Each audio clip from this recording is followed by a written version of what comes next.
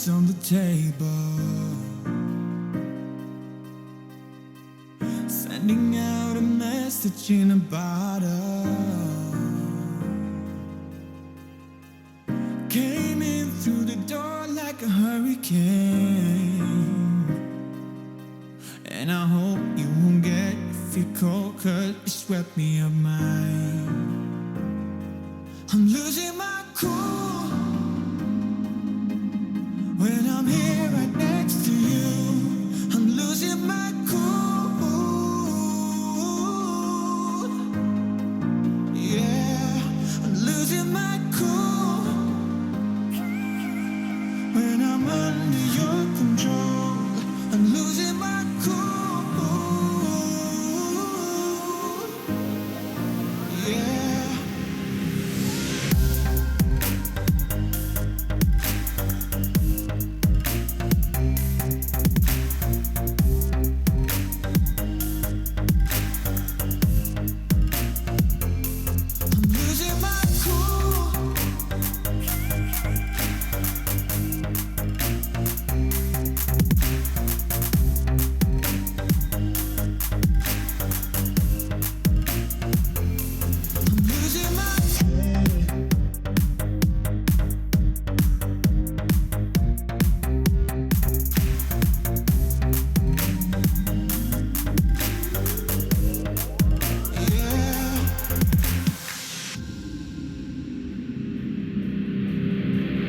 Keeping the shades on though there's dark clouds, 'cause if you look in my eyes you would see it all. And I gotta keep my head over the surface, oh yeah. But your waves pulled me in, and I can't hold it back again. I'm losing my cool when I'm here right next to you. I'm losing my cool. Yeah, I'm losing my cool when I'm under your control. I'm losing my cool. Yeah.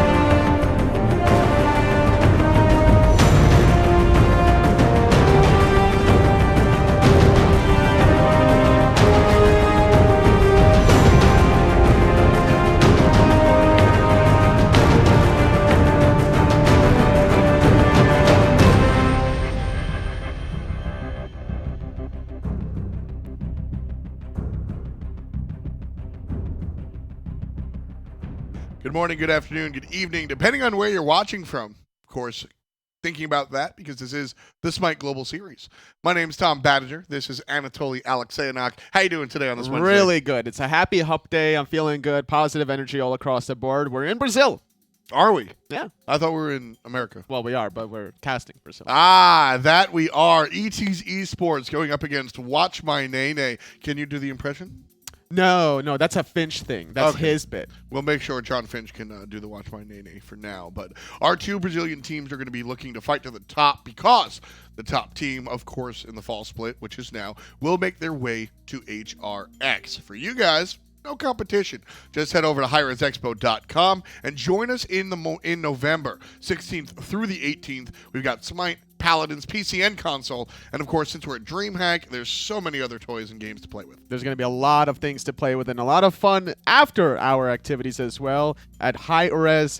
The after party, hrxafterparty.eventbrite.com. Be sure to get your tickets now before they sell out. And that's the key right here. The after party is really what you want to do. 50 beans gets you in the door. No cameras, no pictures, please, but the memories will last. Absolutely. So as we approach here in Brazil, we're currently in week number 3 between these two teams. A little bit struggling so far from their previous week 1 and week 2 performance. Yeah, let's take a look at the schedule and see where everything's going to land up. As we said, ET's taking on Watch My Nene today. Yesterday we saw Get Up My Level take down Mashi Boys. That was a long set, in all honesty. No Ping beats out Black Dragons. That's an interesting upset. That happened offline, so definitely something you want to take a look at if you're a fan of the Brazilian region. Well, both of those teams were undefeated as they beat both ETs and Watch My Nene, so it's destined for one of them too. But considering Black Dragons are the team that usually make the international land, a little bit of an upset internally, I would say, within that region. It could be the first time, I think, ever that we'll see a different team potentially than Black Dragons make it to HRX. As you said, both of those teams were undefeated. Now only one is. No Ping up on top 3-0. Black Dragons do find their first loss. For our broadcast today, both teams are winless. They've got goose eggs in the win column. Somebody is going to come up here with a 1 and separate our 3 and 4 teams, and it's all about seeing what happens. Could see a lot of fireworks between these two teams where I know that within all these SGS teams, it's all about the aggression, the action, not necessarily too much about objective control. That's more catered around how North America and Europe is more experienced. But these teams, they definitely have the mechanics to hang with some of the best of them. Oh, yeah, without a doubt. I mean, when it comes down to what these teams are capable of, we've seen it a couple of times. I mean, the Latin American teams have actually beaten Weekend. Yeah. So it happens, Season right? 3. So let's take a look at the power of this Brazilian region. ET's Esports, they will have the first pick, and Watch My Nene over there on the right-hand side. That's a sick logo. Yeah. That is pretty sick. He's playing a controller. Come on. He's playing a controller? I mean, he's playing with a controller. There you go, Tully. There you go. You know what I meant. I Oh, did come not know what on. you meant. I thought you meant he was like playing a controller like a musical instrument. I mean, you could if you customize it. First good enough. band coming out is going to be the Baron Somni and Freya. Those are as expected, I think. Down here in the band column, I mean, we're going to see the same 4 stuff. The Baron, the Chernobog, the Freya, and then the Naja. These are what have been banned out pretty much consistently. Although with Naja's recent change, some people are considering him a little bit less not pickable, not bannable. Well, yesterday adapting didn't feel that way. Neither did Exactly. Captain Twig. I think that a lot of these Ooh. junglers still heavily prefer it, but Pele gonna be locked in from ETs. Yeah, it's an interesting character, one of the newer gods coming out after Baron Somni. Basically, she's an assassin. She moves really quickly. We'll go in depth in the character in a little bit, but basically what to know is that she's going to be highly mobile and likely in the jungle.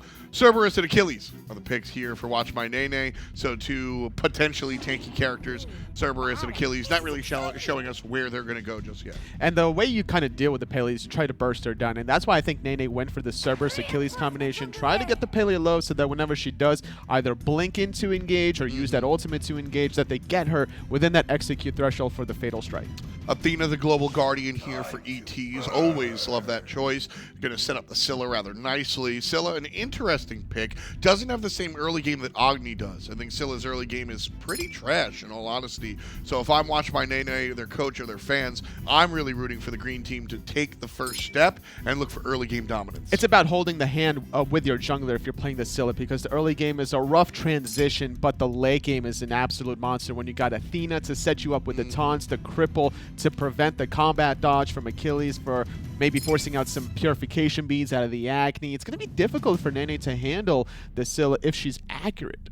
Nene paying attention to the solo lane, taking care of Bologna and Tyr, whereas ET's looking into the jungle, getting rid of Robin the Assassin and Daji, which leaves Nene with Serket, arguably the better choice, depending on who you're looking at. It just depends. I think that there's more control out of the Serket for sure, but in terms of sheer burst damage potential, Pele is just out of this world. And farming capabilities, the mobility that you get from that third ability, it's very important to be able to ping-pong every which way, maybe look for some counter ganks even.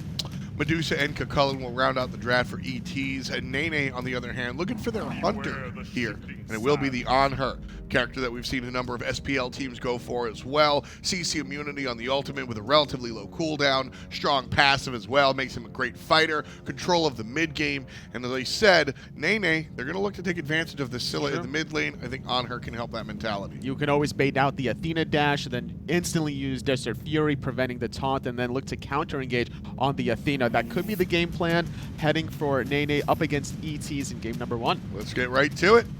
And that Achilles is going to be in the jungle here. And we're going to have the support Serket rocking out. So an interesting shift for Watch My Nene. Grouped up as 5 already, though. Nice taunt coming out from Legiteco. Blue team still trying to push in. Nice and pale as best. Gets hit up, Basilisk rather. And trouble, not quite. I like how the Crush is going to zone. Watch My Nene out.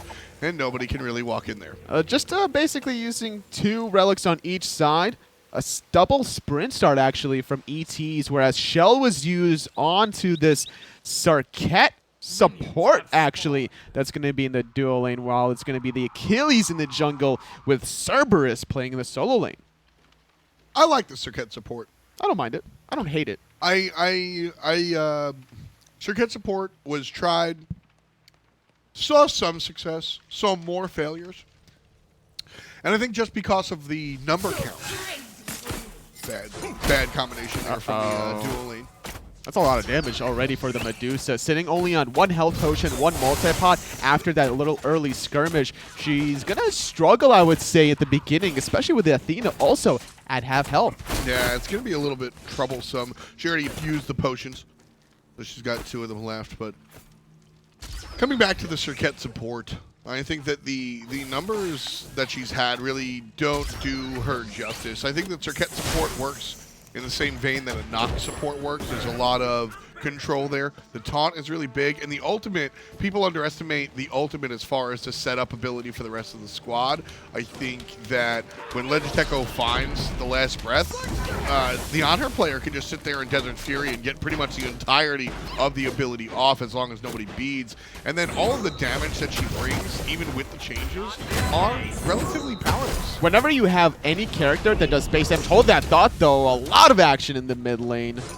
A lot of damage being dealt onto Ballast, but still a lot of return damage onto this jungle Achilles. Bombtorb needs to be mindful about his positioning. 1 root crush combo will end his life. But going back to that discussion, whenever you have a character that has percent damage base, you could definitely stick it in the support role, and then you're going to be able to still build tanky. We heard about the Dirty Bubble build way back towards Season 2 Worlds even, where there was a lot of Thanatos jungle building tanky because just sheer damage percentage on the ultimate. As long as you get them low enough, it doesn't matter. If you have penetration in your build, you're still going to get off that execute. Building tank Thanatos wasn't about the Dirty Bubble build. Some people did it as soon as he came out because they knew it was better, and then they see how better. Well, that's where it was popular. Legiteco going to find some damage. Are you trying to take credit for that? But now he's the first blood. Down goes the Serket support. And the smart Aegis comes out to prevent On Her from finding the kill. And yes. You are taking credit for it. Okay. Tank Thanatos, yes. Was your build? Yes. I think Mirage might have some words with you. I was one of the first ranked 10 Thanatoses ever. And I built tank from minute 1. Because I understood percent damage on the death side, 60% scaling isn't high enough for me to be interested in building power. CDR is going to be better because you get multiple casts of the scythe in multiple team fights, and when you have that execute, you want to be able to cast it more often. CDR and tank was just a better option for Thanatos from the get-go, and people that didn't really get that just didn't really get that. So when they said that Thanatos fell off, I always said the otherwise, but they said, no, you don't know what you're talking about. But guess what? I did know what I was talking about, and now I'm sitting here and I'm telling you I know what I'm talking about, and I might be drooling on myself, but I know that Thanatos is better when built CDR-oriented and tank-oriented. Man, I'm sure glad there's a Thanatos in this game to dissect this kind of plays, but not going to be the case this time around as we're seeing a Circuit support. You baited me. What about that shock mid yesterday? That shock mid was pretty all right. It did the job. Actually, it was really funny. So I don't look at chat anymore, and maybe this is a conversation, but I don't really look at chat when I'm commentating. I think it's a hard rule, and I haven't looked at the fact either. But apparently, people were talking nonsense about my analysis for that game. I got a DM from Cherio saying, very good analysis. You really broke down our approach to the game. Yeah. So I'm just saying. Chalk money mid. I'm just saying, shouts to the haters. I'm brushing my shoulders off. Was goody. It was a good performance yesterday from Big Man Things, I would say. Are you? So is this, for the next 3 games, are you just going to bait me repeatedly? I don't know what you're talking about. You're like giving me my soapbox, and that's not a good thing. I will just speak. I will just speak my mind forever. And Totally is sitting here like, I don't want to talk. Okay, I see you now. We know this. I see you now. But speaking of this Pele, so far doing a good job getting more stacks in the Assassin's Blessing. That's kind of what she does with this mobility that you saw right under her feet. She generates the steam. She gets extra mobility. You get passive just steam that you can use. And then if you pop it again, it's going to do that damage over time to help you clear even further. And so that's her third ability. Why don't you break down what the other things that this character brings? So the first ability is kind of like a projectile shot that you get 2 stacks of. It's a 13-second cooldown. It's not too bad. It does a pretty good amount of damage, and it even has some return aspect. It's not the highest in the world, but the scaling is not too shabby. 75% off of 2 times. That's technically 150% scaling if you can hit both of that. But the second ability is what you really want to max out, because this is your engaging tool. Think of it like a little earthquake under your feet, and that's exactly what she does. She erupts the ground underneath of you. Great side. It's going to be a little bit of a fight. Best 69 will be dragged out of position, but here comes help. Khalik. Doesn't really matter as the Cerberus Prayer takes one down. It's going to be 1 for 1 already, and the Pele gets herself on the board. That was a great paralyzing spit. Without that accuracy, he dies for free without a single return kill, and then Best can definitely continue the farming game on the solo side. Good cleanup, though, from Kai. The dual lane for ETs is in trouble as the jungle makes the rotation. Aqua JJ just blown up. Bomb Torb with the last hit off the assist from everybody. Hunters struggle in the laning phase when you're rushing either Transcendence or Devil Gloves, doesn't matter which, because you're lacking the mobility, especially when you're dealing with a Circuit support that's looking to engage on you every which moment. Even the sprint from Kudo couldn't save him. Ballast finally dashing away from trouble there. Sitting pretty at about 60% HP. Kaik, excuse me, just going to walk on past. So our Pele player here, not too concerned with what's going on. And yeah, this Magma Mush is that third ability that gives her so much more movement speed and amplifying a little bit of extra damage once you activate it yet again. And using that fuel is important to get from one side of the map to the other. But then if you go to the ultimate, it's similar in the way that it gives you that CC immune dash, kind of like Naja dash, right? But you don't take someone in the sky. Instead, your next couple of basic attacks is going to provide that cone damage afterwards, similar to the Medusa acid spray. And that's what her basic attacks do. A big part of this character, of course, is also the passive, which I don't think we have a way to really show on screen. But essentially, when she gets low, her lifesteal is amplified to the nth degree. So what you're going to see Pele do a lot of the time is initiate with that 2. The knockup that we were talking about. On her, which is he had a little knockup right here, as Aqua JJ cleans him up right quick. So Kaik, the Pele player, is going to look to go in with the knockup and then deal some damage with the 1. Like, just picture throwing acorns, if you will. She's going to knock some players up, toss some acorns, and then zoom around with her basics. And then look for an ultimate target as everybody clumps up to really just Bakasura cleave everybody down. When she gets in trouble, you're not going to want to turn and run, and I think that's what we're going to see the pro players do, is look for the turn and burn, because their lifesteal is so incredibly high at that point that you really can fight your way out of trouble the way old Freo used to be able to. I think the lifesteal is more important about the 1v1. Good taunt in the mid lane, setting up the roof, but holding onto the ultimate surprisingly until finally the knockoff going to be used, but instead targeting the Agni that was already under the tier 1 tower. Kaik right there showing off the ultimate. The ability to close the gap was incredibly important, and finish things off with the basic attack. Nice smooth moves there from Kaik. Number 2 on the board for the Jungle Pele. A little bit of damage there onto this on her that doesn't have the lifesteal, so all this little bit of damage with the flank. And he had no idea that he was being backtraced by the jungler. No clue. No clue whatsoever. Whenever you see a bad play in front of you in the competitive scene, there's always that sneaky aspect. You can't assume somebody is a bot that's just like holding W on you unless you're an Osiris player in the solo lane. Really aggressive play here coming out from ET's ESPORTS. They do lose their mid laner, Balisk.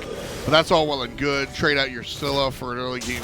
Gold Fury looking clean. 3,000 gold in the lead is ET's. 9 minutes in. 9 minutes in and getting a pretty substantial lead, I would say, to carry over. 2-level advantage now for Kai that got the 3 kills to start off the game. Doing a good job is also Gudo, knowing that this Athena presence needs to transition well in the mid game. So not going for any sort of stacking ideas. Going to be able to get the Stone of Binding, get extra penetration for Ballast with some of those Root Crush combos. Stone of Binding, one of my favorite go-to options here for the supports. I think it's a nice hybrid item, provides a decent amount of penetration for your teammates as well. 15, right? Yeah, it's a nice move. And mild protections. And of course, the trade-off is that it's ridiculously inexpensive as well, which certainly helps this be a nice secondary item so that you can... the early game, I think, is where supports have their hardest time, so you're able to go ahead and build it up for... This is the beauty about Serket support. You could still try to make some of these offensive plays and disengage very cleanly. Even if the taunt does connect during the Deathbane, you have that secondary escape with the ambush, and then the tertiary last breath just to knock them away from you. Yeah, it's the Serket support just has so many options, so many tools as well. And like I said, I think it's one of those where the numbers defy the potential. I really want to see players focus on it. 2v2 here on the right-hand side. Best trying to work with Kaik. It looks like Bomb Torb able to find the exit on the right side. The doggo going to jump up, but watch out. Legend Techo right in the behind. Best 69 takes down Bomb Torb, and now it's a 3-on-2. Watch my Nene on the bad side of things. Legend Techo trying to catch up. Here comes help from Cyan. Last breath just might be that last breath for Best, as Kaik trying to prevent Cerberus from getting to his teammate, but Cerberus just cuts him down. Good shell to be able to negate the damage. It was missed by Ballast, but still, the shell would have definitely saved everyone's life. Yet again, Hitman being able to accurately place that paralyzing spit to make sure all 4 projectiles connect. Very difficult to land, especially on such a agile character as Pele. Yeah, she's able to zoom around. That movement speed is no joke. So because of her mobility, it's interesting. The movement speed is mobility, but it's not. It's different than, I want to call mobility leaps and jumps and dashes. The movement speed, I call those gap closers. Right. The movement speed out of combat is really impressive. And in combat, sure, it makes her harder to hit, but she's not a Serket that's zigzagging around the map. She's not a Najah that's over here, sashing over there, ulting over there. She does have the ult as a nice gap closer, but that's really it. So, highly mobile, I feel like, is disingenuous. I mean, look how mobile that was, all the way from the jungle side, forcing the ultimate even from the Cerberus player. Haven't used beads, didn't want to get under that tier 1 tower, but still doing a good job trading. Now she's in trouble. 2v1, has to use the ultimate to find an exit, and does just that. Kaik, safe for the moment. Just using that mobility to continue farming. Speed buff not available in the mid lane, though. Cyan a little low. Could be in trouble considering Gudo could always look for that dash taunt, and similar builds between these 2 mid laners, rushing the Book of Thoth. Pen boots, though, for the Agni, whereas Scylla would rather go for cooldown reduction, trying to synergize with more frequent setup plays out of Gudo. which is interesting. So the thought process here is that you're going to get penetration on your crush anyway. Protection shred, not exactly the same as penetration, but whatever. You're going to get protection shred on your crush once you max level it, so there's that. I actually think that Scylla works better with the penetration boots because she has trouble in the early game. Clearing the wave, it could be a difficult task, but as long as you have either the Athena or Pele next to you, I'm not too worried about her lane clear. I'm just trying to make sure that this works out if I'm looking for the Athena taunt setup. Kaik coming around the back as Legiteco looks to the aggressive play as the support. Over the wall comes Basilisk, or Ballast rather, and he'll find his target, but Legiteco doesn't take too much damage. Tank boots, halfway done with another tank item. And between penetration boots versus cooldown boots, that 512 damage ultimate maybe becomes 540 with pen boots instead. Maximum. That's fair. Small changes here. Another fight on the right side as Guto takes down Legiteco. Support takes down support. Now, Cheeto Man jumping from the right-hand side, but Best with a huge ultimate. 3-man knockup, and the on her does the damage as well. Best 69 with 2 kills and a fantastic initiation. Cyan will cut one down. It's a 5-for-1, and Kaik from the base is screaming worth. Watch My Nene has to watch ETs complete the Pyromancer and now maybe even Fire Giant, but instead they're splitting the difference. Not going to go for Fire Giant, trying to get some towers instead and just maximize their farming. Still a lot of time remaining in terms of the respawn timer, so they could still sneak this Gold Fury while they strip away some very important buffs. Taking away red buff from Agni allows even Best to do more damage on this Kakolin, and what an ultimate out of him. Hitting 3 people, huge. setting up Ballast with the Crush combination afterwards, even without I'm a Monster, which was a little loosey-goosey used behind the left side. Yeah. I don't mind it, Yeah. but like there's always that that fear of like, oh man, I need my ultimate to be perfectly placed. But because of that poke initially, I think that's what also allowed ETs to play a little bit more aggressive on the right. That's what I was going to say was I didn't really care for that ultimate as ETs gets the Gold Fury. I didn't really care for that ult, but I wasn't super upset. But then, like you said, I saw ETs, they were able to aggress because keep in mind that's Ken is support, nice beats from the on her. And so with the support half HP, ETs were able to go all the way in. So Ballast with an odd ultimate winds up, and I don't think that was planned from the beginning. I think they just went, hey, Ballast, you cut down the support half HP, let's pick a power play. And I like that from teams where you notice the opportunity, because I mean you were a player, and it's when you watch the teams that are growing, right? It's very easy. That's an overstatement. It's one thing to have a play executed. It's another thing to go, oh, we've been given this opportunity.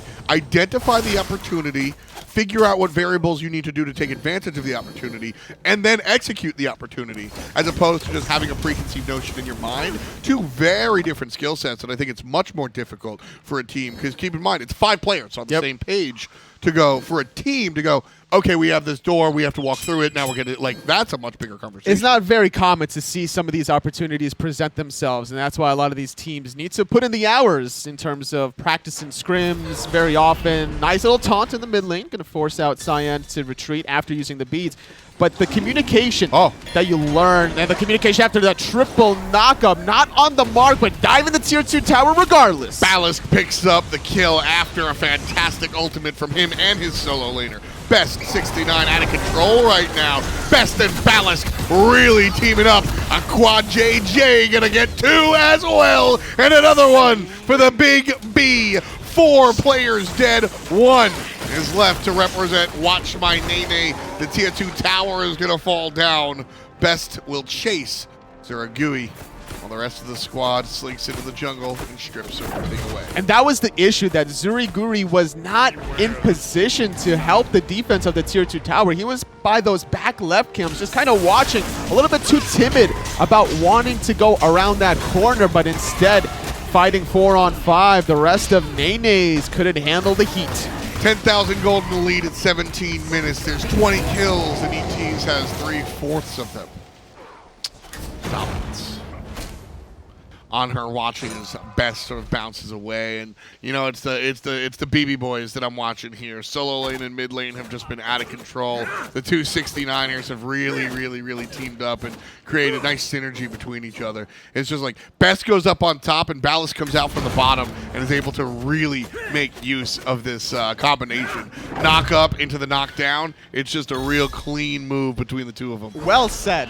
Very well said, F. The teamwork, phenomenal between ETs. It takes a lot of chemistry to be able to form that kind of bond with one another. I mean, it does, and that's really what's impressive here is that it's one thing to, we were talking about, it's one thing just to chain CCs, but what we had the conversation before of team noticing opportunity, that's impressive. Because sometimes it could get a little bit boring, right? So you have to mix things up from time to time. Watch my Nene trying to watch their way back into this one. Red buff just stolen by ETs. Watch my Nene now on the back foot. They know that they don't have a chance in these next couple of skirmishes, Toli.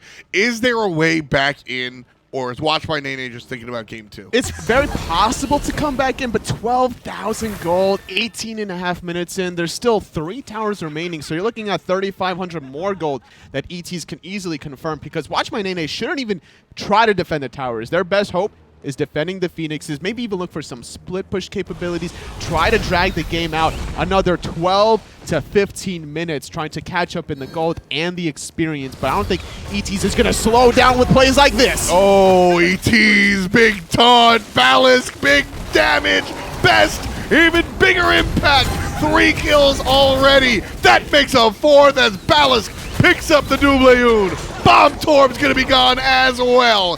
Gutto picks up the kill off of the assist of everybody on the squad, and with 14 seconds on the support and 30 for everybody else, Toli, this should be it. This should be game. You got to respect the Athena dash taunt combination. You can't be all clumped up in order to get taunted like that. Now, I understand that Best could easily get a nice knock-up. That AoE is huge, but the Athena taunt is relatively avoidable. With the second D-side in the game, ETs clean out game number 1 in 19.5 minutes. Yeah, the Athena, that was definitely the problem there. Players just too grouped up and too willing to be aggressed on, I think, is the conversation. Yeah. We were talking about what the game plan should have been for Watch by Nene. We both said, well, maybe back up a little bit, and that wasn't the choice. Nene's gets pushed back, not in their own way, stuck in the fountain, and because of that, the first game goes to ETs. It was all the setup. Athena, Kakulin combinations, allowed Ballast to hit multiple crushes, really making the impact. The D side on the right side of the map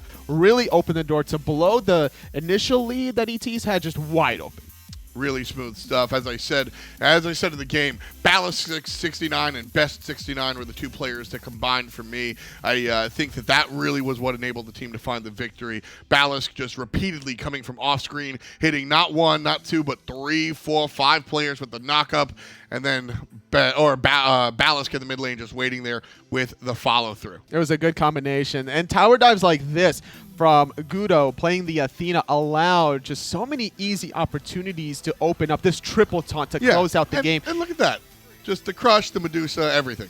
Everything was just so perfect after this, and I'm thinking that ETs has a lot of momentum now heading into game number 2. If I'm Nene, I'm not necessarily worried about Ballast playing the Scylla, but I might be a little bit concerned about the Athena. I'm concerned about the Athena and the Kakulin. Those are the 2 characters that I'm looking at. Special shout out to Best also picking up the United skin. It's one of my favorite team skins, and you know, kind of stuck at the gate. Game 2 on the way. ETs versus Watch by Nene. Watch by Nene as the loser will look for the first pick, and there he is on the left playing the controller. Playing with the controller, mind you.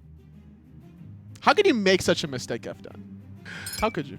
I'm making fun of you. What? I don't even know what you're talking about. Game number 2, Naja being banned away from Watch My Nene. Baron Samedi, very popular pick recently. Mage that could be flexed in multiple roles, so not a bad idea that you're trying to ban this away if you're the second pick. Freya also very powerful. I think that with Baron and Naja, there are conversations about how much control they bring and different things that they do. When it comes to Freya, she just makes you die. So you got to ban her out. Pele proved to be too much of an issue. So ETs, they knew the power that Kaik had. I want to make sure that that's not going to be available. So Nene with the first pick will go with the Global Hunter. Chernabog banned in game number 1, available in game number 2. And there he is. We've seen it flex also, the Chernobog, whether it's mid, hunter, even seen it in the jungle We role have from seen some jungle Chernobog, North American teams. Not to the most success, but there is some merit to the madness. And I think when you pick a god in general that has that flexibility, you just kind of leave that question mark lingering in the air for your opposition. Cerberus and Mr. Ull here will be the choices for ETs. Athena for Nene. That was the problem for them last time around. Now they're going to have it on their team. Hopefully, should be a little bit better. Cerberus on the other side, and the Janus. And I think that the Janus will probably be the difference maker here. If Nene do find the ability to get the victory, I think that the Janus will probably be one of the bigger things. Because watching Nene, one of their issues was positioning and the ability to get out, or lack thereof, and Janus really helps both of those. They can definitely use the portals, the Athena Defender of Olympus, the Living Nightmare even for the counter engages. Sure. Really rely on ETs to force the issue first and then the counter engage just to be able to get that flexibility for objectives. Mercury picked up here by ETs. I think this character has been strong for a while and just kind of usurped by other junglers. Kind of because, right? Naja was a little bit stronger, nerfed down a little bit. Now brings some control, but Mercury still threatens to just blow you up. And I love basic attack characters picked into Athena because she's going to taunt you onto them. And you don't want to taunt a Mercury onto yourself because you'll die. But Athena, when you dash, you do have those two block stacks, so it's important to get that. And even for all of Nene to upgrade the shell as soon as possible. Yes. After Mercury gets one crit item, if you don't have an upgraded shell, you are not having a good time. Second round of bans, Nene focusing on the tanks, Tyr and Geb. ETs again focusing on the junglers, no Rat or Robin. Thoth is the mid lane of choice. Bologna will go to Nene. And now they're looking for a jungler unless they're doing something weird here. For Nene, 12 seconds on the clock. They're going to go with the Hunt Batsinator. I think that's always a nice pick, but specifically against Uller, who does not have a CC immune ult. It's true. Trying to abuse at any hunter that doesn't have that. Thoth as well. Thoth channeling the final judgment. So easy to disrupt, so easy to control in the backline. So it's about how patient you are with the Hun Bats. You don't want to be the primary engager. You want to make sure that you get in there, disrupt that ultimate, and go for round 2. Hercules going to be there for ETs. Herc, one of my favorite characters in all SMITE. I think what he brings is important. He does a lot of damage, does some control. Let's take a look at him on the battlefield of the gods. ETs trying to finish this one off in 2 games. Watch my Nene trying to do something different. Well, they're both still ETs grouping up on this right side of the map. Looking at their consumables, I don't see any wards that they're about to place here. So they're just looking for that early pick. Even confident enough to dissect through the tier 1/2 middle tower. But they are pinged out. Could make the adaptations if they wanted to intercept. But instead going for a red buff invade. This is an unorthodox opening. Right now, just trying to figure out where everybody's going to go. They're just looking for the enemy red buff. And as you said, unorthodox. But if you're going to be given it, sure, take it. The problem is, like, if Zurigui, man, these names are weird. I'm calling them an Athena Chernobog combination. If they knew where they were, they could just push the wave even before they met in the middle, clear it, and then go for the enemy red buff invade. But they don't have the lane advantage. They don't know where they are. I don't think that the ET's dual lane is going to get in time for intercepting that whole wave. Losing that whole wave under tower, sure. I guess you get the left side mid harpies. If you don't make a play now onto Cyan. Which they are. Stun is good. Unstable Vortex won't walk through the wall. And Aqua JJ picks up a first blood. So, ETs go unorthodox and they get payment for it. Now it makes more sense. Giannis at level 1 going for Unstable Vortex doesn't have that portal to disengage. Even with the beads being used, there was still too much control. Gudo on the Cerberus, that ghastly breath, providing that consistent slow to prevent you from getting away. Bomb Torb trying to invade here. Or excuse me, just do his own jungle. ETs have spent more time in Nene's jungle than their own so far in this game. Very important first blood now, considering that it went onto the Hunter. When you're trying to, get that damage spike, hold that thought though. Nice little special delivery. Cyan going to portal his way through the wall, but Ballast here misses the stun. And so that will be a dropped kill here for ETs. No concerns though.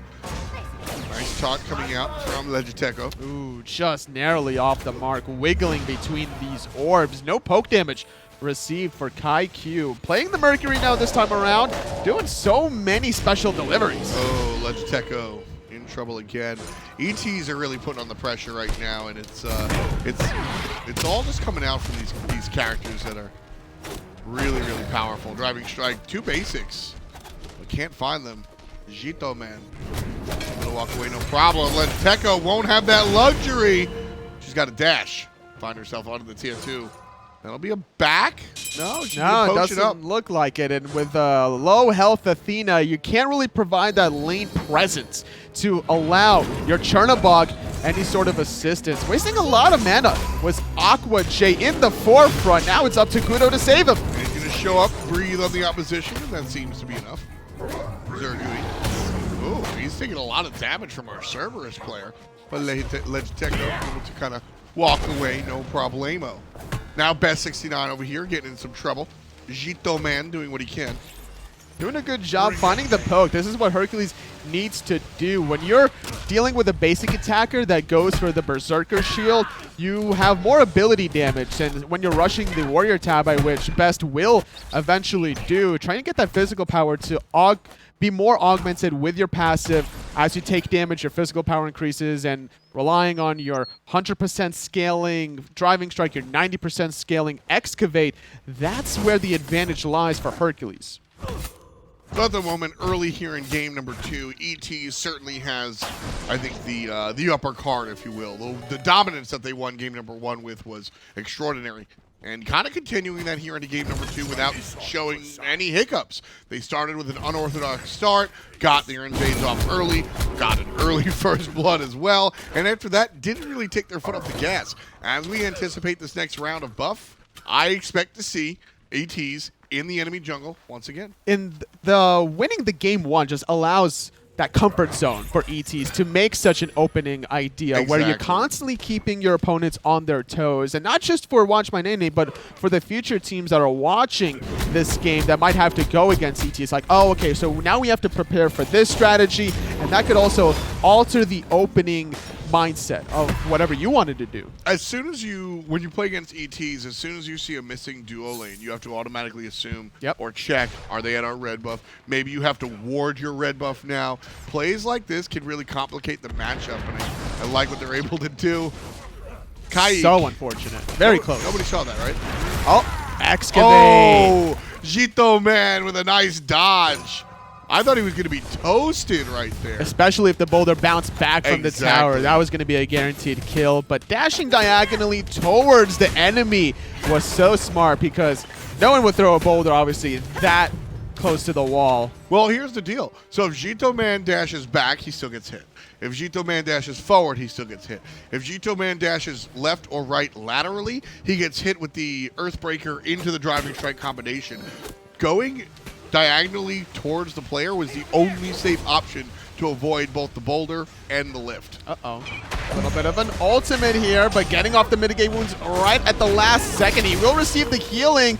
Jito Man needs to make an impact. Here's 3 versus 2. Jito Man gets the hit on to Best 69. Kaik on the run as he shows up, but the ultimate Chernobog is going to make his presence known, but also have to leave. Kaik will wind up empty-handed. Risky rotation now because a huge solo wave for Aqua, finishing off the Transcendence fully. Doesn't allow Zuri now to get that important farm. A 1-level disparity is not a good way to start the laning phase for your Hunter. We used to see this a lot when Apollo was in vogue years and years and years ago. 2014, around launch tournament and World Season 1, Apollo was really, really powerful. Cyan right now has to use the ultimate, and it won't be good enough. Ballast takes him down off the assist from the jungler. But the trap you can get into is using your global ultimate to go help a team fight, and then you don't do anything in that team fight. No assist credit, no kill credit. So you lose your wave, maybe even a second wave. Yep. And so it seems like the right thing to do. I'm going to help my teammate. But all of a sudden, you wind up putting yourself behind. And in all honesty, this Chernobog is about half a level down, almost 3/4 of a level down from Aqua JJ, simply because he makes that rotation and nothing happens. They're sharing a wave 3 ways is now a way that you really want to start it off, even losing the stacks of the Hunter's Blessing. So more farm for Aqua that's trying to get more of those stacks on the Transcendence. Good little poke from Gudo, harassing Cyan while the red buff responds. A little bit of a boxing match in the solo lane. Excavate is available. And it's going to be good enough. Best takes down Jito, man. Meanwhile, watch my Nene trying to punish the secondary invade. And ETs have already lost a member of their team. It's 1-for-1. Kaik dead after the invade. ETs is still eyeing this red buff, but is taken down by Watch My Nene. They've adapted rather well here. Nice job from Watch My Nene to really make sure that they're going to be able to control their buffs. Good disengage. 1-for-1 at the end of the day. Losing Kai kind of hurts his momentum to try to get to that late game critical strike form that most Mercuries would like to do, but at least finding one pick and keeping Cyan locked down with 2 deaths thus far is a good way to allow now the Thoth more freedom. Ballast played the Scylla last game, playing the Thoth now. No doing mana. a good job. No mana. No mana. No mana. No mana needed for the Aegis, but Aqua JJ dance on out of there. He's going to be OKK. That's true. That didn't rhyme, though. It had the rhyme. That's what I was going for. What's rhyming? What does it mean for a word to rhyme to?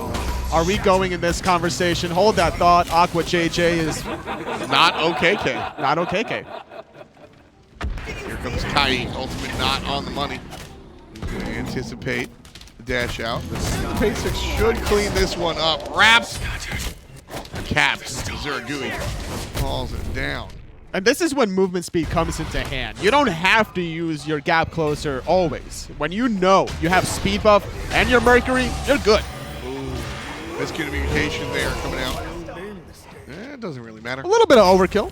Yep, doesn't really matter. Kill goes direction. 4-4. Watch my Nene able to match the kills until Best again. How many times you gonna get soloed, Cheeto man? How many times you gonna get soloed?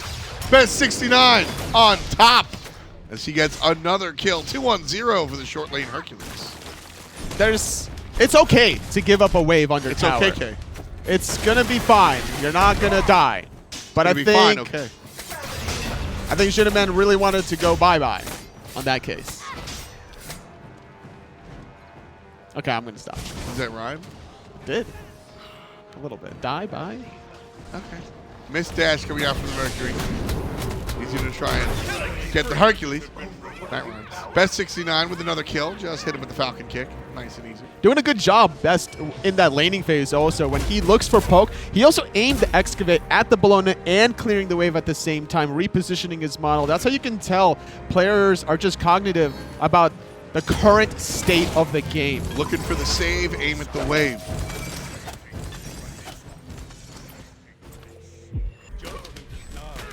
That's all you got? No, so this is commentary. This is I go, you go? This is commentary. Okay. So I speak, and then in general you speak later. See, you made such a good line that I thought you just wanted to keep roll with it. No. That's kind of what the Chair 2 does. It allows the Chairman to speak. I was just talking. Legend Techo with the taunt, Ballast with the jaunt, and would have found his way out of there. Nothing to really haunt there in the left side. A nice pick off Aqua. Just making it happen. 2v1, not so much fun. Zeragui goes down. He can't even run. No, there's no buns in that left lane. They're trying to eat and get the farm instead, but not going to find it. So desolate there, but a good assistance finding his reservoir. Fear No Evil cuts right through the team fight. Balisk winds up on top, and everything all right for the mid laner. Nice kill there. It's a 1-for-0, and ETs with a 4,000 gold lead. Looking to continue pushing it in the same direction. That's all they need. Using the ultimate of the Living Nightmare just to come a little bit closer. I don't mind that too much, but Cyan is going to mind all this poke damage. Not the place to be. Another solo kill to pay the bills. Ballast just going to take care of that. That is going to be a tough to swallow pill. It's just going to fill the pockets every which way you look. On ETs, the Chaos side, making it happen every time. Pyromancer for ETs, Tiny Dancer for Watch My Nene. Best 69 on the bottom side, trying to handle the 3v1, and he's doing it perfectly fine. ETs shows up, and They're going to look for it, the speed buff. They say mine. Bomb Torp, able to walk away no problem, but Gutto trying to find the stun. Here's the ultimate from the Athena, and he's going to be number 1. Best 69 right through the team fight with the big old driving strike, and Gino Man going to sit down. We'll see you later, buddy. Time is running out for Watch My Nene after all these picks. They need to find a way to just recuperate their losses and slow down the game because things are getting a little dicey. ETs with now a 5,000 gold lead, 6,000. Defensive ultimate, trying to stop the pressure. They have the power to take the tier 1 tower. Watch My Nene just can't do anything but watch. ETs! Ooh, Cyan alive by a swatch of fabric. Just can't really make it happen quite yet. Losing their tier 1 tower. The structure's gonna crumble. Great stun. Yet again, Aqua really showing off his mechanics on this Ullr play. Very confident throughout the whole game. Again, what is this? A 6,000 gold lead at minute 13. Hey, what is Best doing here? Taking care of a turn. Best is doing whatever he wants. He's level 14. Nobody's even close to the level of experience that he's maintained. And so Watch My Nene has to walk away like a runaway train. The height of the urchin is making... It's going to increase the stacks. Once he increases those stacks, it's going to just provide a lot more pain if you're Watch My Nene. 0 stacks so far. This item's been changed a number of times. Very efficient right now. 7 stacks is all you need. Up top, Kayak trying to make Cyan bleed, and he does. Another kill for the Jungle Mercury. 2, 1, and 3. And Aqua JJ. This is a new experience. I don't like it. Playing with his boot. Just playing with his boot. Nice job there with the RP. Oh, the boulder's so close to being on the mark. No, it wasn't. Yeah, it was. It was not close. It was hitting the wave and Anatoly- trying to catch the Athena at the Anatoly, same time. It was not close. It was close. It was not close. It was close. I don't think that was close. It was like 5 to 10 units away. Unit? Yeah, units. That's how we measure distance in Smite. Units. No. Yes. No. Hunters have 55 units. No, not That's unit. their ranged attack. No. It's 55 units away. I thought it was It's units. I thought it was feet.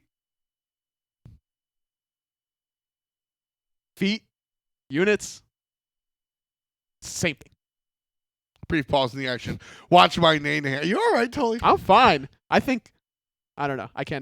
I can't concentrate anymore with you. You can't concentrate? We're just rhyming up a storm here today, man. I can't focus. I'm like constantly thinking about how to cast this game while incorporating some rhymes. Well, that's your own fault. You got to be able to do it just on the off the cuff. Right now, it's not so tough for Best 69. Gold Fury goes down to the background. And Watch My Nene trying to hit up the ground pound. Not going to be able to do so as the tier 2 tower is in the crosshairs. And ET's Esports trying to show up what is theirs. Gutto puts down Cyan again. Cyan sits down for the 6th time this contest. And Good Legend body Tekko blocks. not doing much else. Great body blocks. Kaiku blinking through. Defensive ultimate yet again underneath the tier 2 tower. Jumping up and down for a little bit more damage. Up and down with the Eagles rally. But where's the follow-up? It's going to come a little bit later. ET's Esports knows the Kite's got to get out. So Gutto turns and shouts. Ishido Man going to sit down. He's on the bench. And now everybody else going to just look down and clench as Watch My Nene. 2 different players, 3 different players sitting in the fountain. And ETs have a gold stash the size of a mountain. 10,000 in their side and in their pockets. Could be trouble for Kaik. Nah, that's nonsense. No, he's going to be A-okay, the fastest god alive. But if Cyan wants to chase the portals, could definitely provide the assistance. Even though he is behind 4 levels without any mana for Kaiku, this kill could be guaranteed. Kaik does have crit. So, I mean, Cyan, if he misses his unstable, he just He's gets baiting hit. this. Yeah. Oh my goodness. Yeah. The baits are happening. Kaiku Nah. playing with his food. Janet's not going to take the bait. Nah. He wants to farm. He's too far behind. He'll be patient. He'll just sit and wait. 16 minutes in. ET is just too dominant, I think, for Watch My Nene. How can you name your team Watch My Nene and not pick Kuzundo? I mean, they're trying to win, totally. What are you saying? We've seen Kuzenbo win all the time. But this is not the competition. Actually, with the Mercury, maybe. Maybe this is the competition for Kuzenbo. The Bologna hasn't really had the impact that they wanted her to. So, I see that. Vegito Man in some trouble. Cutto gonna go ahead, use the ultimate there. Half HP on the solo Bologna. Aqua JJ finds a stun, and he's number 1. 3 kills without a death here. He's just having fun.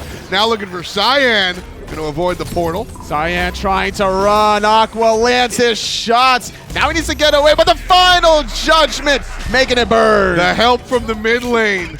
Bomb Torb picks up Aqua JJ, but at what cost? Here comes Mercury. He jumps over the wall. Nice job from Bomb Torb. And Legiteco going to dash down to the south. Gutto going to open his mouth, looking for the breathe. And here comes the missed ultimate. But a couple more punches will do it. Or dead on the side of Watch My Nene. Only Bomb Torb left alive. All of ETs are thriving, honestly, in this best of 3 set. Trying to get back into the standing so that they can be number 1. Tier 2 tower going to turn to rubble. ETs seem to be causing some trouble. Watch My Nene just really can't handle what's coming out here. The red team, Blackjack 21. They're going to back to base. Look for more items. Gutto with the lazy back. Come on, bruh. I think they're still fine. A little unfortunate set of circumstances, I would say, when you go window shopping like that. Another good performance from Best, just forcing out the defensive relics look on the left-hand side. Ballast looking for the follow, but gonna run into Bomb Torb. Merc, not willing to be a part of this. Bomb Torb does get the kill on a Ballast. Nice play there. God, that Bologna skin always confuses me. Red buff gonna go down here. Nice driving strike from Best 69. And soon it will define. Just waiting for his blue buff to fade away until finally picks up the red buff. And what's scarier than a regular Hercules? Oh, a Hercules with a red buff against these squishy targets. Herc doesn't really have much power on him, just the booties. Off screen, Aqua JJ gonna pick up 1. Shido Man gonna go ahead and take care of Kaik on the back line. Tier 2 tower does fall down, though. That is the objective. ET's now trying to continue their push in the mid lane despite whatever Nene's doing. Best, not a care in the world. He's doing whatever the hell he wants right now. He's going to push out a Cyan. The Aegis is activated, but the ultimate will cause the death. Cyan. 7th kill already. Ultimate now, Stygian Torment onto Jito Man with Defender of Olympus going onto Aqua. JJ trying to run away. Good shell to keep him alive. Jumps away, chasing him down. Gonna be Bomb Torb. His ultimate's not up though. Peel from Best was really good. Made sure to use the Earthbreaker to get the player off of his Hunter. Now the Hunter. Oh, another one. 2 players gonna be driving struck. And Aqua JJ capitalizes it and takes another kill. Legiteco gonna be jumped on. That's the Goomba stump. And Aqua JJ shows him what he wants. Phoenix is the target. And ET's gonna knock it down. Good ultimate, but where's the follow-up? Jito Man with a nice bludgeon to take out Aqua. Bomb Torb gets out Gudo. There goes through space and time, but a defensive Sonic Boom turns it around. This is huge for Watch My Nene, but Kaik gonna take down Bomb Torb. Now Ballast trying to play aggressive. Way up here is the Thoth. Probably not where he wants to be. Kaik is exactly where he wants to be. Cyan falls down to the hand of the Merc. Here it's 3v1. Bologna dies before the bludgeon goes off. And Best 69 again makes it happen. 13 Thou in the lead. ETs. Oof. So close for Best to find that one. The counter-taunts coming through. They're just kind of like playing around with each other now at this point. Bruh, you're 1, 6, and 3, second from the bottom on player damage. You don't get to laugh in that scenario. You're being out-damaged by literally everyone besides your support. Nah, dog. There's always a moment to taunt in the game. It's a funny little moment. Nah. Missing a 180 driving strike. Sure. That's the one that he's missed. Let him have his fun.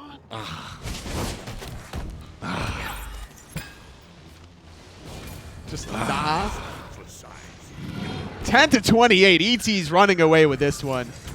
Not able to get the middle Phoenix though, simply because Legiteco and Zurigui just able to defend the middle Phoenix a little bit.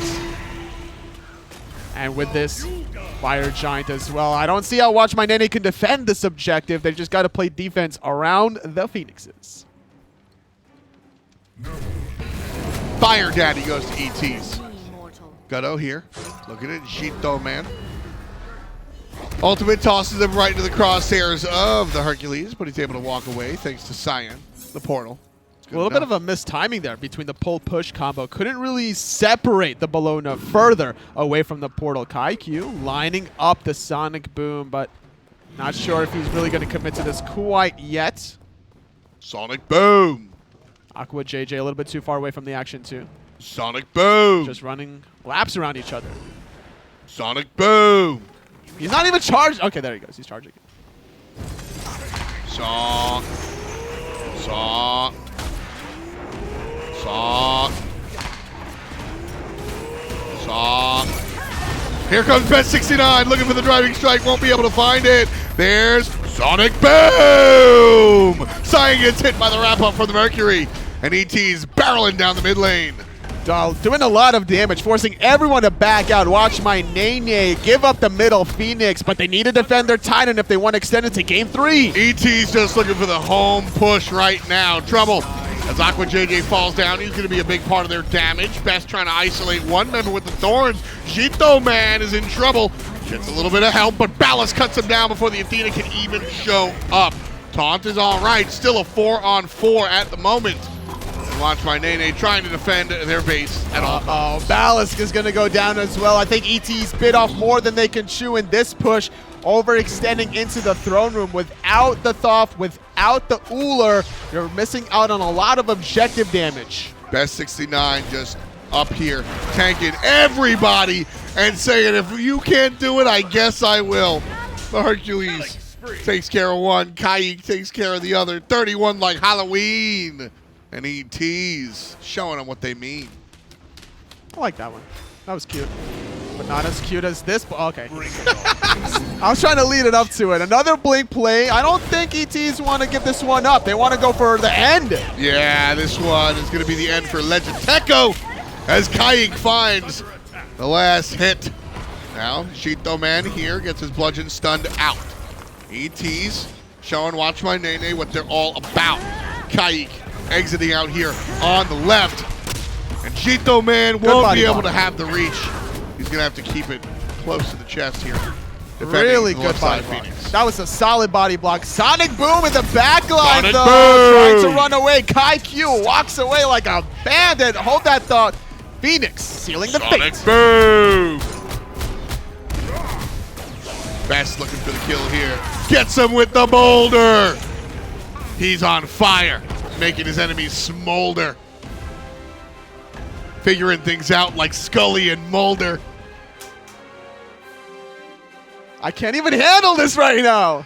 I don't know what Neither can Watch My Nene. I think there's going to be a little bit of a brief break trying to figure things out during the Phoenix sieges. A lot of back and forth action between all of these dives. A little bit too ambitious right now. ETs need to slow their roll and realize they have such a lead that they need to spend all their gold in hand and just be able to close this one out. Yeah, I think they're just kind of having some fun here. Bomb tour with a brief DC. We're going to see if we can figure that out and then get back into the game as soon as possible. But right now, if I'm Watch My Nene, I mean, if I'm ETs, I'm not concerned. I'm not concerned either. They're being very silly right now. If they back and then push, they win. But the thing is, you got to treat every game at the highest caliber. I agree. So, like, if you're doing this to Watch My Nene, what are you going to do to No Ping? What are you going to do to Black Dragons if you have that lead? Are you going to also kind of mess around? You might have those bad habits, and it might slip up in some of those higher competitive games. Yeah, I mean, that's the key. Competition is one thing. It's all about you perform how you practice. And if this is practice as ET's kind of is playing around like it is, well, they kind of got to shape it up. Bomb Torp going to be back here. Fear No Evil does the thing as Cyan works off of it. Gutto falls down, but Best just on top of everything.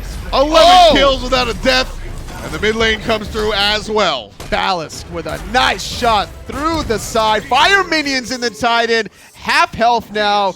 Only the Chernobog now. Bologna as well. Up alive, trying to defend, but I don't think this one's going for Watch My Nene. ETs walk away with a 2-0 here. Yeah, the Titan is going to be annoying here. Nice. Can you kill him? Please kill him. All right, they're not going to be able to kill him. Titan's still alive here, 20%. There goes Zuragui picking up one, not just one, but two. This could be a defense. Best 69 trying to do what he can. The minions are attacking the Titan. Best can't do it by himself. Here comes help from the Athena, and ETs get embarrassed. That's embarrassing. That's embarrassing. That's embarrassing. You played with your food and you got it all over yourself. That is embarrassing. ETs deserve to lose this game. Watch My Nene should get the victory. That was embarrassing. That was a disgrace. I don't like that at all. That's garbage. I feel like you're that angry father right now, yelling at his kid for dropping the spilled milk. Sonic Boom forcing the beats from Chernobog. He's gonna crumble. Best trying to run away. Special delivery gonna force out the beats from Cyan. Portaling to the right-hand side. Best is very low, but a Hercules, even with 10% health, is a big threat. Here comes the jungler, Bomb Torb, with another great ultimate. Bomb Torb has been really important for Watch My Nene as they claw their way back into this game. ETs decided that they didn't want to win right now. They decided that they want to sit here for a longer amount of time. They decided to make those terrible decisions. And Bomb Torb has his head in the game. Bomb Torb is here and ready to go. Bomb Torb is present of mind. Bomb Torb is doing the right thing. His ultimates are working. His mid laner Cyan is working off of it. Cyan has had a miserable game, and in these late moments, ETs are being disrespectful. And Watch My Nene are taking advantage of it, as they should. Well, this Fire Giant could seal the fate. It's going to be the enhanced one now, as ETs are trying to do it, but Cheeto Man trying to make his presence. Living Nightmare going to be used and teleported to 1v4 with Defender of Olympus on top of himself. Cheeto Man trying to still do stuff, but look where on the left-hand side, Cyan is split pushing. Interesting conversation for that one. Cheeto Man a little overzealous. Yes, he has been all game. Another great ultimate from Bomb Torb. Logitech gets on out of there. Sonic Boom. And the ultimate from the Jungle Mercury cuts down the team fight. Zuragui falls down. There is space and time being used, trying to get closer to the fight, but I think it's too late for Cyan to make any sort of presence. A triple kill for the Mercury Jungle. ETs not going to play with their food. Now will close out the game. Cyan's still alive, so there's a chance for ETs to completely throw this game. Cyan on the right side. ETs could just chase him up the lane and decide that he's the primary objective. Oh, they're going to change their mind and look for the Titan this time around. Best will kill himself in the fountain. Oh, they got the 2-0 victory, 42-17 after 28 minutes of play. That's still a good pacing to win a game. A lot of games go anywhere between 32 and onwards, and despite having such a demanding lead, the game could have ended a little bit sooner, sure. And I think there's still a lot of things that they can look back in game number 2 and realize they need to fix if they're going to face against No Ping or the Black Dragons. Plenty of positives for ETs in that game. Pacing, not one of them.